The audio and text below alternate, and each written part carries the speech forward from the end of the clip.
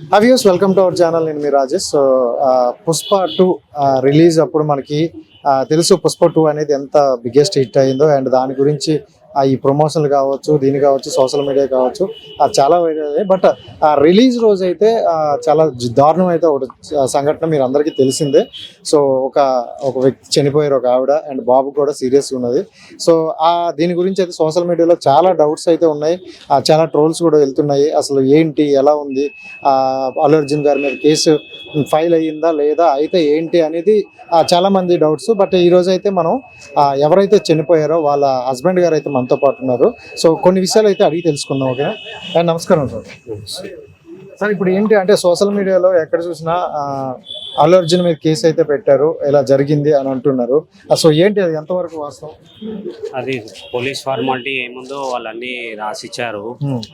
అవన్నీ ఒకసారి చదివి సైన్ చేయమంటే అక్కడ సైన్ చేసి వాళ్ళకి ఇచ్చాను. ఎఫ్ఐఆర్ కాపీ కూడా ఇంకేం మాకు ఇవ్వలేదు.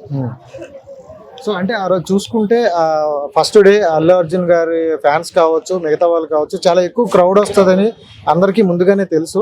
సో ఏంటి, మీరు అంటే ఇంత చిన్నపిల్లలు తీసుకెళ్ళడానికి కారణం ఏంటి?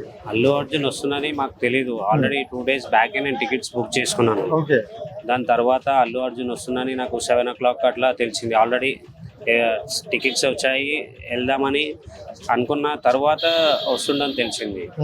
అట్లా ముందు తెలిస్తే నేను టికెటే బుక్ చేయకపోతుండే. 1100 పెట్టి ఎందుకు బుక్ చేసుకుంటామన్నా ముందే. అట్లా అని నేను బుక్ చేసుకొని వెళ్ళినాను. అంటే ఏంటి, మీ వైఫ్ కావచ్చు, మీ బాబు కావచ్చు, ఏమైనా అల్లు అర్జున్ ఫ్యాన్సా, లేకపోతే అంటే అంత ఫస్ట్ డేనే చూడడానికి గల రీజన్ ఏంటి? ఎందుకంటే కొంచెం క్రౌడ్ ఉంటుందని అందరికీ తెలుసు.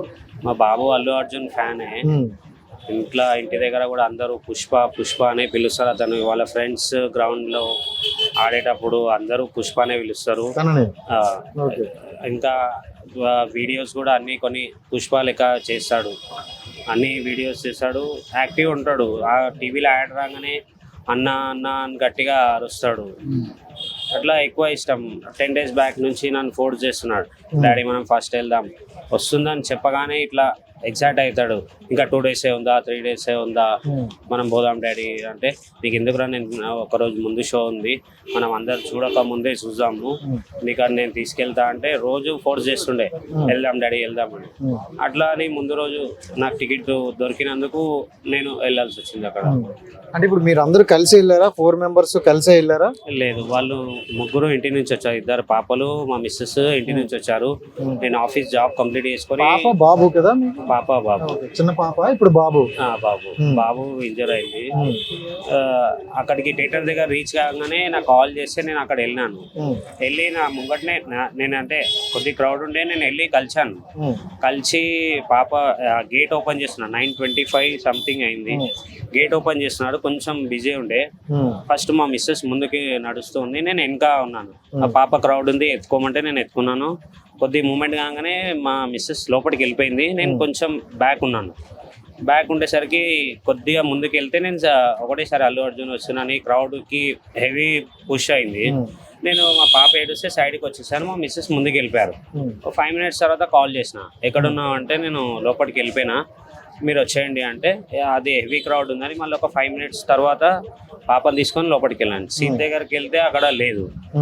మొత్తం సర్చ్ చేసిన, అక్కడ ఇక్కడ దోలాడినా ఎక్కడ లేదు. కిందికి మీదికి 2 times వెళ్ళినా, బయటికి వెళ్ళినా ఆ పాప ఏడుస్తుంది, మమ్మీ మమ్మీ అన్నేడి, మమ్మీ ఏడి అని.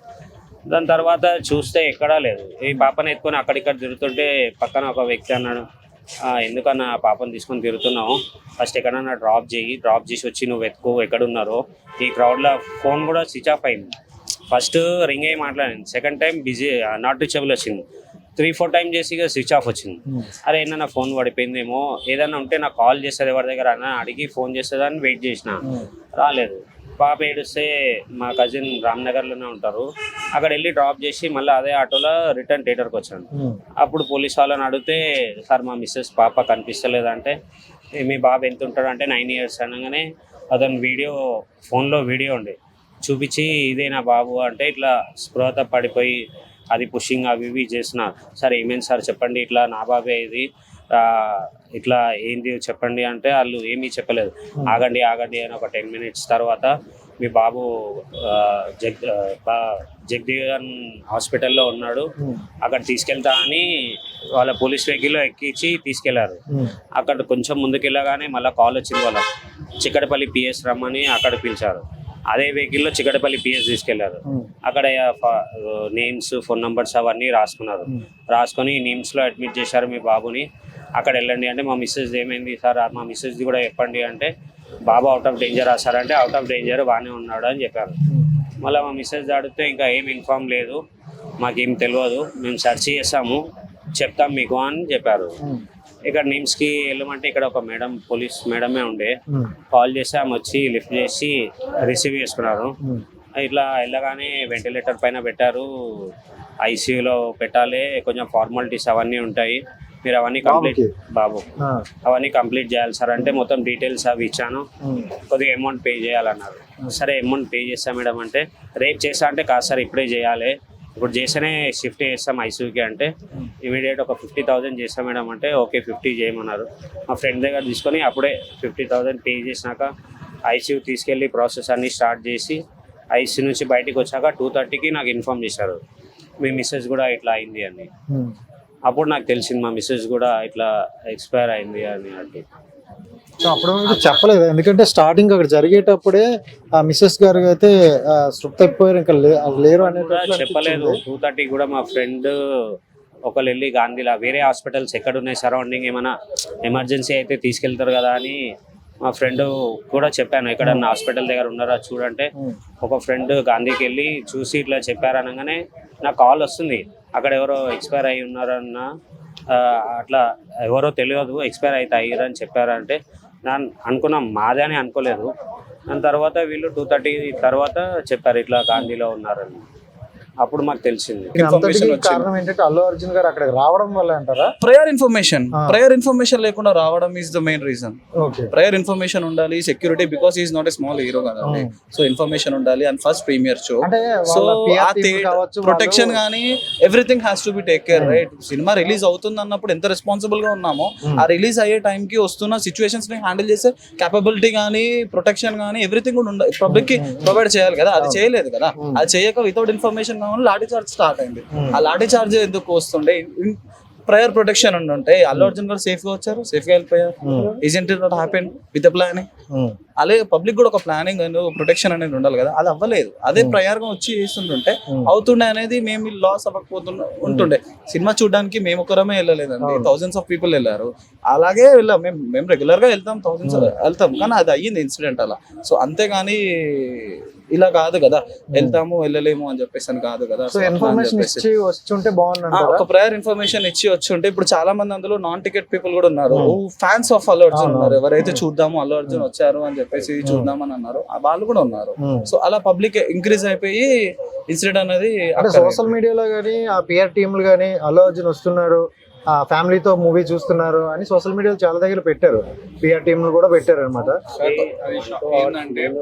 ప్రతి ఒక్క దాంట్లో మేము పోయినప్పుడల్లా ప్రతి ఒక్కటి సెలబ్రిటీ వచ్చింది. లాస్ట్ టైం పోయినప్పుడు నాగవంశీ వచ్చిండు, ఆ బాబు ఎంబడి ఫోటో దిగిండు. వాళ్ళు ఎప్పుడు వస్తారంటే ఇంటర్వ్యూలు స్టార్ట్ అయిన తర్వాత, షో స్టార్ట్ అయిన తర్వాత మిడిల్ లో వచ్చి చూసి వెళ్ళిపోతారు. ఇది 9:30 షో, ఆయన 9 o'clock వచ్చిండు ఆడి. ఇప్పుడు పబ్లిక్ థియేటర్ లోపలికి వెళ్ళే పబ్లిక్, టికెట్ వెళ్ళే పబ్లిక్ వాళ్ళు అప్పుడు ఆడ నుంచే వెళ్ళాలి, అల్లు అర్జున్ వచ్చినప్పుడు ఆ నుంచి వెళ్ళాలి. ఇప్పుడు వీళ్ళది ఇప్పుడు కమ్యూనికేషన్ ముంగట ఎందుకు అయిందంటే వీళ్ళందరూ ఒకటే లైన్ ఉన్నారు. మా అత్త ముంగడ పోయిన తర్వాత డోర్ క్లోజ్ చేశారు, గేట్ క్లోజ్ చేశారు, ఆయన కొనియాలి లోపలికి, ఆయన బయట ఆగిపోయాడు.